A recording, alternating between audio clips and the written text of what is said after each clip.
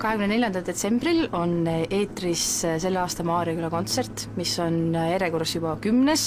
ja nendele, kes eelnevatel aastatel on seda vaadanud, siis nad teavad, et näitlejad tulevad ja laulavad kõiki laule, mis neile endale tundub meeldivat ja seekord on eriline see, et kõik laulud, mida esitatakse, on välja valitud siis 10 aasta paremikust, ehk siis need, mida inimesed on tahtnud veel kord kuulata.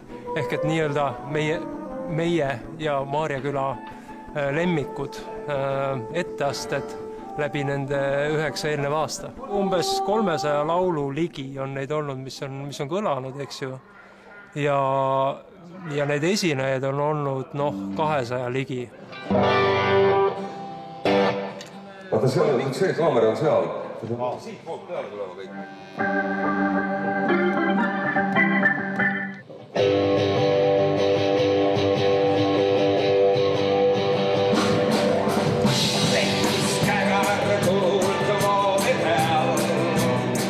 Mina olen selles projektis 5. korda. Vahepeal ma jätsin lihtsalt vahele, kuna mul puudusid ideed. Aga laul, millega ma täna üles astun, on see sama lugu, millega ma tulin lavale 10 aastat tagasi, ehk siis esimesel Maarjaküla toetuseks korraldatud kontserdil. Tollel korral laulsin ma seda küll inglise keeles, aga aeg on muutunud ja ansambel Untsakad tellisid minu käest vahepeal sõnad ja ma kirjutasin sellele loole siis sõnad. Ja see on Shane McGowan'i poolt kuulsaks lauldud Her father didn't like me anyway, ehk siis ta isa mind ei sallinud nagunii.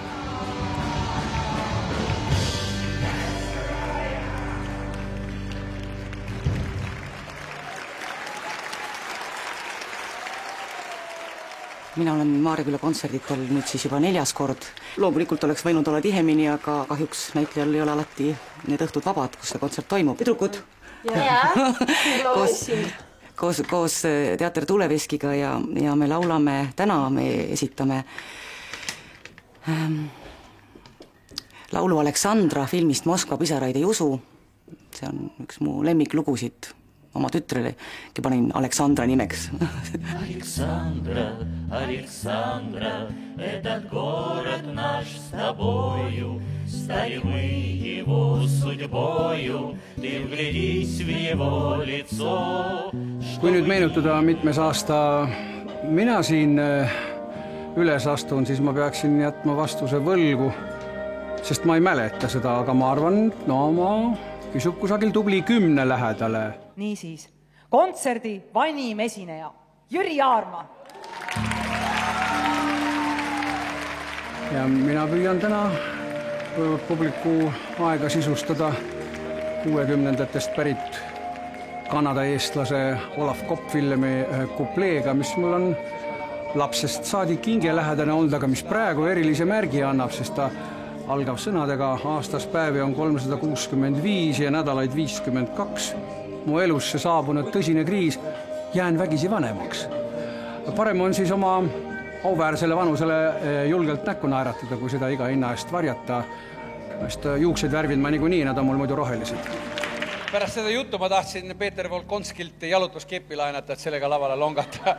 Aga ta kasutab seda praegu järgmiste näitlejate utsitamiseks, nii et seisan esialgu veel kuidagimoodi omil jalgel. Peaks ütlema, et mul on väga hea meel, et mind sellesse seltskonda, sellesse suurepärasesse seltskonda üldse arvatud on. Mina olen ju aeg-ajalt natukene näitlev laulja tegelikult. Mul oli väga suur rõõm, kui ma nägin seda meili, mis mulle tuli, et on valitud välja selle 10 aasta jooksul parimad lood siis Maarjaküla organisaatorite arvatis ja sinna sisse mahtus ka see Munamäele laul. Kui siit pelve piirilt alla vaatan, üle õitsva Eestimaa. Rõõmu laule siis maailma saadan, hüüan pikse häälega. Me ju teeme seda kõike ju heategevuslikul eesmärgil. Ja teine asi on muidugi see, et saab kolleege näha, keda pole ammu näinud ja just huvitav mis mind huvitab selle asja juures, on see, et just teha kellegiga koos, kellega võib-olla muidu kunagi ei õnnestu koos laulda või musitseerida. Mingisuguse erilise ärarääkimisega ei ole küll kunagi pidanud me vaeva nägema.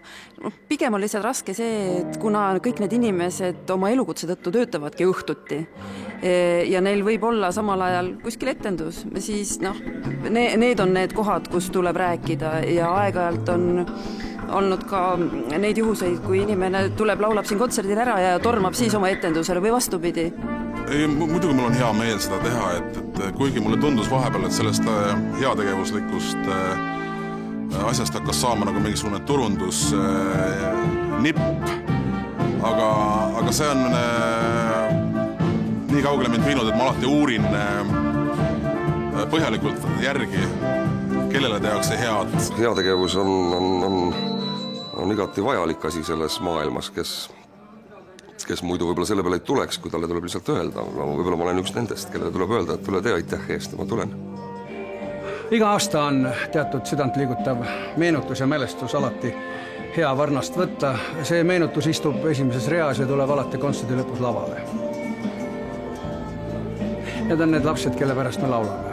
Üle vainude valenda voor, mu lillede udule võdi. Iga hääl on südamelõun, iga